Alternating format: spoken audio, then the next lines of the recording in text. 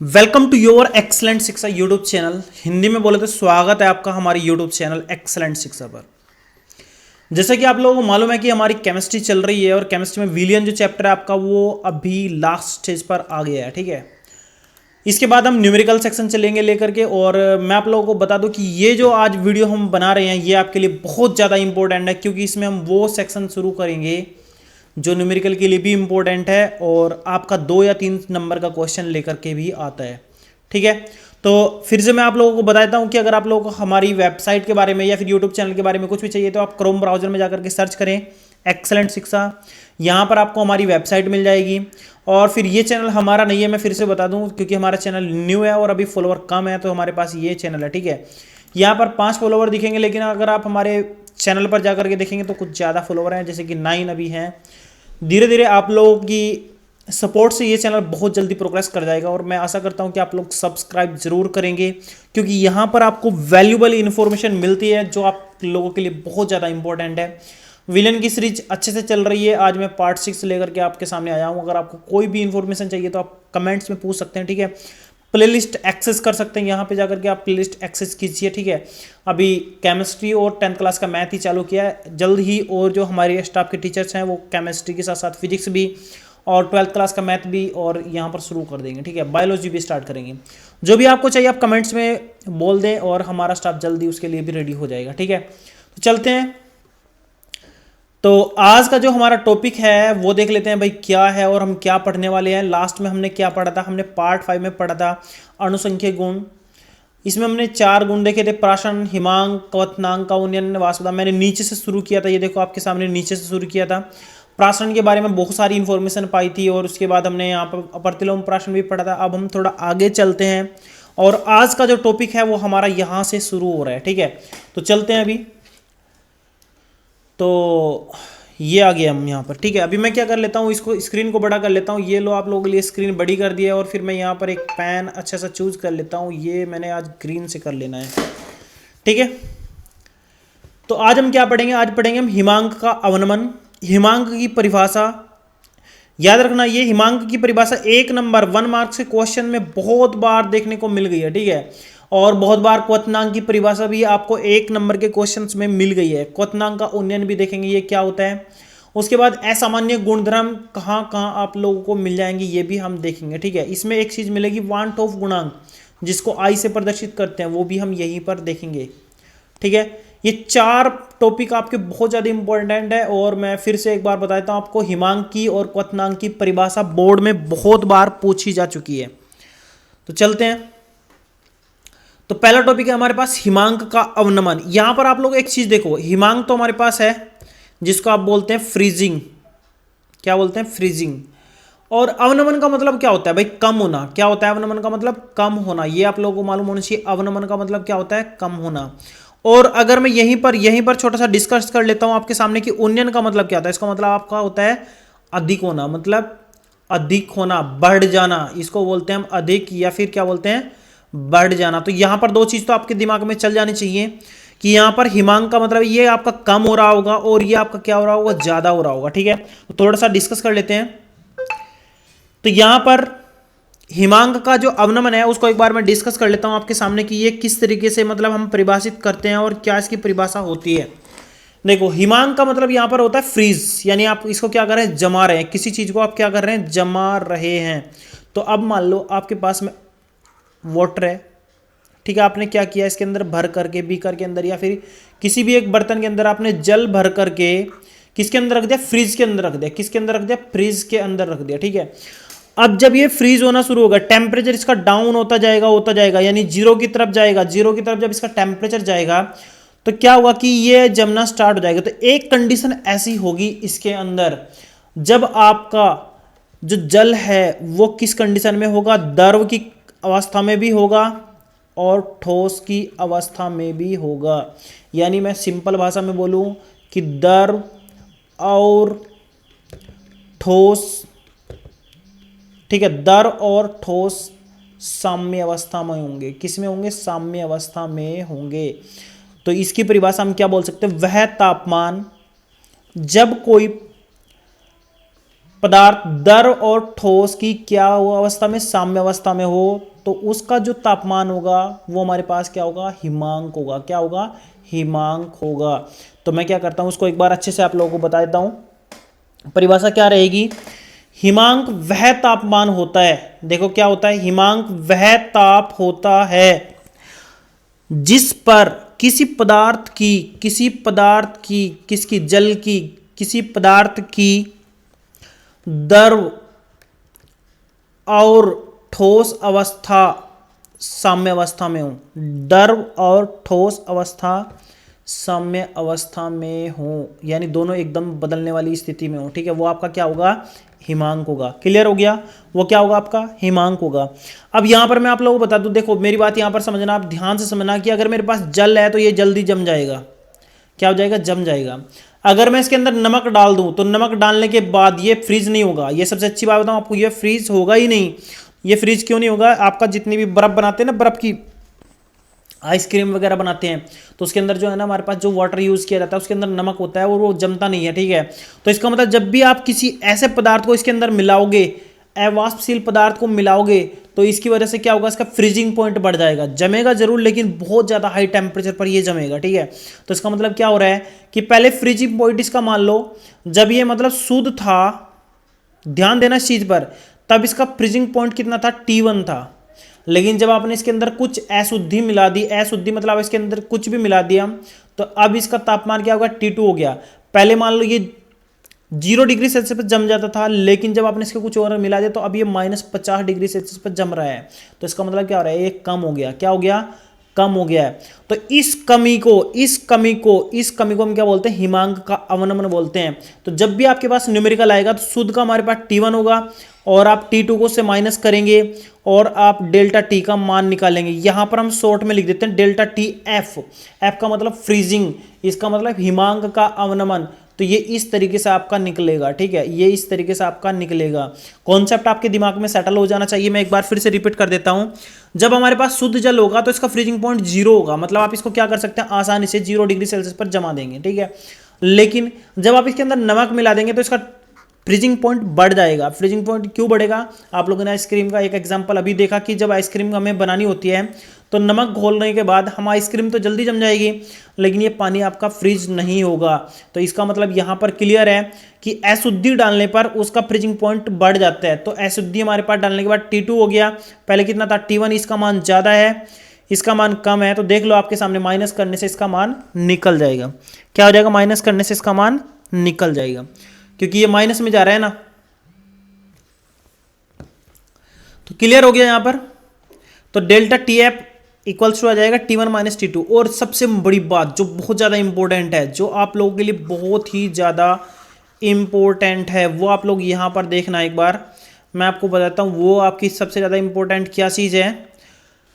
वो है कि ये जो आपका डेल्टा TF आया है, ये आपका किस चीज़ के ऊपर डिपेंड करता है, मोललता के ऊपर। ये आपका यहाँ से न्यूमेरिकल बन जाता है और ये आपका क्वेश्चन सोल्व करने को भी मिलेगा कि डेल्टा TF डायरेक्टली प्रोपोर्शनल होता है मोललता के, किसके प्रोपोर्शनल होता है, मोललता के, M यानी छोटा m, जिसको हम निकालते हैं ना मोल प्रति किलोग्राम विलायक में, मोल प्रति किलोग्राम विलायक में, इसको हिंदी में बोलते हैं मोललता।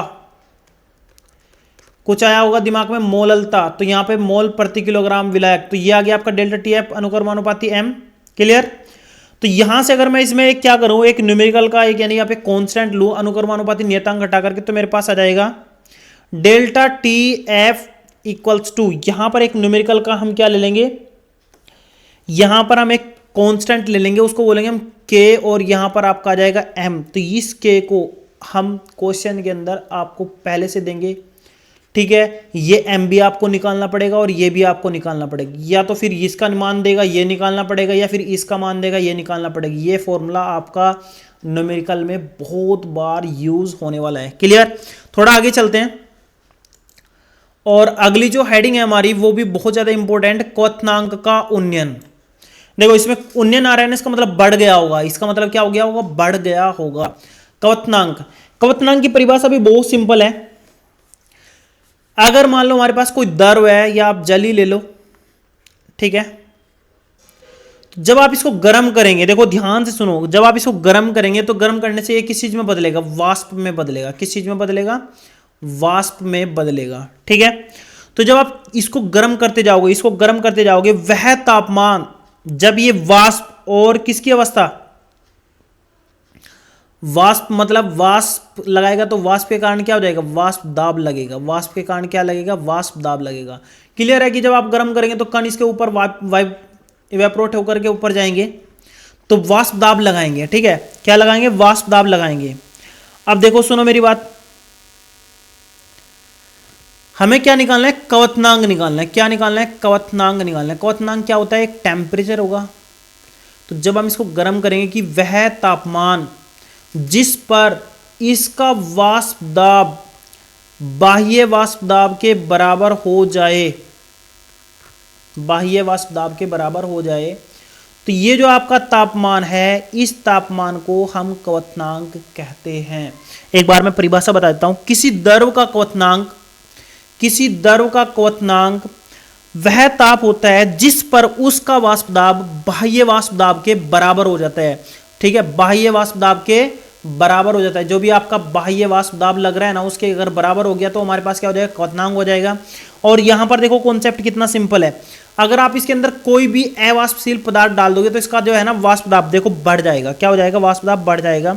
सुनो देखो, पहले आपका कोई पदार्थ इसको मतलब इवेपोरेट होने से रोक नहीं था, तो एकदम से प्रेशर बढ़ रहा था। गर्म कर रहे थे तो प्रेशर एकदम से बढ़ रहा था। तो मान लो टेम्परेचर आपका पहले T1 था, अब आपने इसके अंदर कोई पदार्थ डाल दिया, कोई पदार्थ डाल दिया तो टेम्परेचर T2 तो होना ही है। लेकिन यहाँ पर क्या कंडीशन मिल जाएगी कि जो T2 का मान है वो इस T2 से ज़्यादा होगा। क्यों ज़्यादा होगा, क्योंकि ये डालने के बाद प्रेशर बढ़ाने के लिए आपको और ज़्यादा गर्म करना पड़ेगा, और ज़्यादा गर्म करना पड़ेगा। जब आप इसमें कुछ अशुद्धि मिला दोगे तो आपको ज़्यादा गर्म करने के बाद ज़्यादा प्रेशर मिलेगा, तब जाकर के इसके इक्वल होगा। ठीक है, तो यहाँ पर आपका T2 माइनस आपका क्या हो जाएगा, T1 हो जाएगा, और ये आपका अंतर निकल जाएगा। तो यहाँ पर T और ये आप क्या निकाल रहे हैं, आप निकाल रहे हैं यहाँ पे बॉइलिंग पॉइंट, क्वथनांक निकाल रहे हैं, तो इसका बोलते हैं हम डेल्टा TB। तो ये आपका इस फॉर्मूले से निकलेगा। हमेशा याद रखना कि जब भी अशुद्धि मिलेगी तभी आपका जो क्वथनांक है वो आपका बढ़ जाएगा। ठीक है, और जो हमारे पास पहले वाला था नॉर्मल, वो था हमेशा कम था, तो यहाँ पर आपका डेल्टा TB इक्वल आ जाएगा T2 माइनस T1। और सबसे अच्छी बात यह है कि इसमें भी सेम फॉर्मेट आपका लगता है कि ये भी किसके अनुक्रमानुपाती होता है, मोललता के। डेल्टा TB अनुक्रमानुपाती किसके होता है, मोललता के।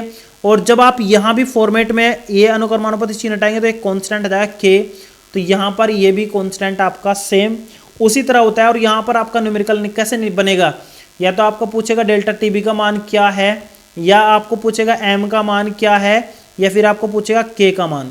तो तीन ही पॉसिबिलिटीज बनती हैं और तीनों हम यहाँ से लेकर के चल सकते हैं। ठीक है, ये भी आपका फॉर्मेट आपके दिमाग में सेटल हो गया होगा। अगर आपकी समझ में नहीं आ रहा है तो आप रिपीट करके देखिए, और अगर आपको फिर भी समझ नहीं आता आप कमेंट्स कीजिए, और आप हमारी वेबसाइट पर जाकर के वहाँ से भी रीड कर सकते हैं, क्योंकि वहाँ पर हमने नोट्स अच्छे से दे रखे हैं। ठीक है, थोड़ा आगे चलते हैं। आगे हमारे पास असामान्य अणुसंख्यक गुणधर्म। देखो बहुत सारे ऐसे एग्जाम्पल मिल जाएंगे जहां पर हमारे पास डेल्टा TB अनुक्रमानुपाती M नहीं होगा। बहुत सारे ऐसे क्वेश्चन मिल जाएंगे जहां पे डेल्टा TF अनुक्रमानुपाती M नहीं होगा। ठीक है, इस कंडीशन में एक नए अनुक्रमानुपात की जरूरत पड़ी, वो है हमारे पास वांट होफ गुणांक। क्या है, वांट होफ गुणांक, इसकी जरूरत पड़ी। ठीक है, और थोड़ा सा और डिस्कस कर लेते हैं। मैं थोड़ा सा बता देता हूं कि ये क्यों जरूरत पड़ रही है, क्या मतलब होता है इसका। देखो जब भी हमारे पास एक तो वियोजन हो, क्या हो, वियोजन, एक हमारे पास क्या हो, संयोजन। वियोजन का मतलब जब हमारे पास कोई भी एक पदार्थ जैसे AB है और वो टूट करके A और प्लस B दे दे, और संयोजन मतलब जब हमारे पास A और B आपस में जुड़ करके AB पदार्थ दे दें। ठीक है, AB पदार्थ दे दें, तो इन दोनों कंडीशन में हमारे पास बहुत सारी क्या होती हैं, अणुसंख्यक गुणधर्म में परिवर्तन होते हैं। अणुसंख्यक जो गुणधर्म है वो आपका मिसबिहेव करते हैं। ठीक है, तो इसमें हमारे पास क्या होता है, या तो अणुओं की संख्या बढ़ जाती है या फिर क्या हो जाती है, घट जाती है। देखो यहां पर अणुओं की संख्या बढ़ रही है और यहां पर अणुओं की संख्या क्या हो रही है, घट रही है। 2 से 1 हो जा रहा है, और यहां पर आपका 1 से 2 हो रहा है। तो इस कंडीशन में हमारे पास अणुसंख्यक गुणधर्म मिसबिहेव करते हैं। और यहीं पर आपका वांट होप गुणांक यूज किया जाता है। कोई फर्क नहीं है, मैं आपको फिर से बताता हूं वांट होप गुणांक क्या होता है। वियोजन अथवा संगुणन के बाद, देखो जब भी आपका वियोजन या फिर संगुणन हुआ हो तो उसके बाद के कणों की संख्या और जो हमारे पास वियोजन अथवा संगुणन के पहले कुल कणों की संख्या, उन दोनों का जो अनुपात होता है वो वांट होप गुणांक होता है। हम कैसे निकालेंगे, ऊपर तो आएगा बाद और नीचे हमारे पास आएगी पहले, बाद की संख्या जितनी होगी और पहले की संख्या होगी, इससे हम क्या निकाल लेंगे, वांट होप गुणांक निकाल लेंगे और उसको हम इसके सामने डेल्टा टी एफ और यहां पर हम आई लगा करके उससे गुणा कर लेंगे, ठीक है। और ये हमारे पास सारा का सारा क्वेश्चन न्यूमेरिकल में जो भी होगा हमारे पास उसको सोल्व करने में हेल्प करेगा। मतलब अब हमारे पास क्वेश्चन कैसे सोल्व होगा कि डेल्टा टी एफ बराबर हमारे पास था के एम, या फिर हमारे पास डेल्टा टी बी बराबर क्या था, के एम था। लेकिन जब आपका आई आ गया तो हम यहां पर अब न्यूमेरिकल कैसे सोल्व करेंगे, न्यूमेरिकल अब हमारे पास आई आ जाएगा इसके सामने, मतलब आपका बन जाएगा डेल्टा टी एफ बराबर यहां पर आई और ये आपका के एफ के लिए न्यूमेरिकल कांस्टेंट है तो यहाँ के एफ एम आ जाएगा और यहाँ पर डेल्टा टी बी, ये एफ मैंने इसके लिए लगा दिया क्योंकि यहाँ पर के और के आप कांस्टेंट सेम ना समझ लो तो इसलिए मैंने के बी यहाँ पे अलग अलग कर दिया, ठीक है। हम इसलिए इसको अब यूज कर सकते हैं, ठीक है। आई पता लग गया ना, आई को मैं फिर से बताता हूँ, आई बाद में जितने कणों की संख्या थी और पहले जितने कणों की संख्या थी उनका क्या होता है, अनुपात होता है, ठीक है। इसी तरह एक और हमने पढ़ा था प्राशरण के लिए फॉर्मूला पाई बराबर क्या पढ़ा था आपने, सी आर टी, तो यहां पर भी आपका आई लग जाएगा, आई सी आर टी आ जाएगा। और ये आई आपको दिया होता है बहुत बार, न्यूमेरिकल में बहुत बार दिया होता है वांट होप गुणांक का मान, या फिर आपको निकालने के लिए पूछ लेता है, तो ये सब चीजें वहां पर आपको मिल जाएंगी। तो आज के लिए सिर्फ इतना ही, और मैं अभी जल्द ही नेक्स्ट पार्ट में आपको एनसीईआरटी के न्यूमेरिकल सोल्व कराऊंगा, ए टू जेड एनसीईआरटी हम लेकर के चल रहे हैं और सारी चीजें हम एनसीईआरटी से पढ़ रहे हैं। अब हम नेक्स्ट पार्ट में न्यूमेरिकल की बात करेंगे और जितने भी न्यूमेरिकल हम लेकर के चलेंगे वो सब एनसीईआरटी के लेकर के चलेंगे। और मैं सोचता हूँ कि न्यूमेरिकल आपका इतना अच्छे से तरीके से तैयार हो जाए कि आप लोग न्यूमेरिकल छोड़ के आओ ही ना। ये न्यूमेरिकल हमारे पास बहुत ज़्यादा इंपॉर्टेंट होते हैं और इस चैप्टर में से 8 नंबर बैठता है आपका, ज़्यादातर 3 नंबर का तो आपका न्यूमेरिकल ही आ जाता है और 5 नंबर का आपका थ्योरेटिकल आता है। कभी कभी क्या कर देता है वो 5 नंबर का न्यूमेरिकल और 3 नंबर की थ्योरी कर देता है। तो आप लोग अच्छे से प्रिपरेशन करें, तैयारी करें। अगर आपकी कोई भी प्रॉब्लम रहती है और आपको समझ नहीं आ रही है तो आप हमें कमेंट्स में जरूर पूछें। आज के लिए सिर्फ इतना ही, और एक बार मैं फिर से बताता हूं कि आप लोग हमारे यूट्यूब चैनल को सब्सक्राइब जरूर कर लीजिएगा, क्योंकि जो भी आपकी नई वीडियो आती है, नोटिफिकेशन आती है, हम चैनल में अपलोड करते हैं, आपको नोटिफिकेशन उसका मिल जाएगा। साथ ही आप हमारी वेबसाइट पे जाकर के यहाँ पर इसका भी बेल आइकन प्रेस जरूर कर लीजिएगा, ठीक है।